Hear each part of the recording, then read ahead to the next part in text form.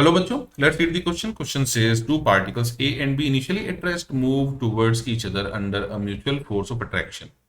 At the instant when the velocity of A is B and that of B is 2v, the velocity of the center of mass of the system is number 1 v, number 2 2v, number 3 3v and number 4 0. तो suppose यहां पर हमारे पास है दो particles, एक particle है ये, दूसरा पार्टिकल है ये.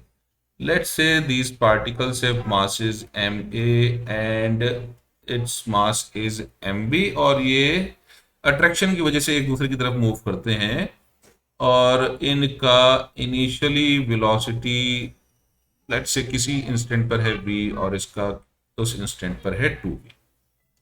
तो जैसा कि क्वेश्चन में दिया हुआ है, they are moving under the mutual force of attraction. इसका मतलब इनिशियली इनके ऊपर कोई भी एक्सटर्नल फोर्स नहीं लग रहा और throughout the motion of the particles external कोई भी फोर्स नहीं एक्ट हो रहा.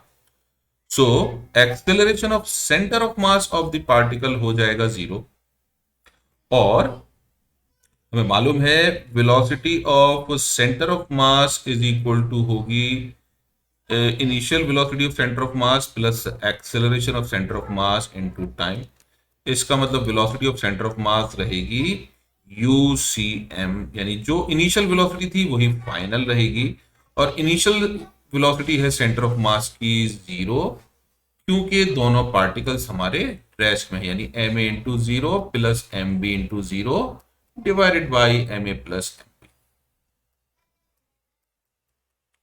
इसका मतलब इनिशियल वेलोसिटी 0 है तो हमारी फाइनल सेंटर ऑफ मास की वेलोसिटी भी रहेगी 0. तो VCM is equal to 0. So हमारा आंसर होगा answer number 4. I hope you understood the solution. Thank you.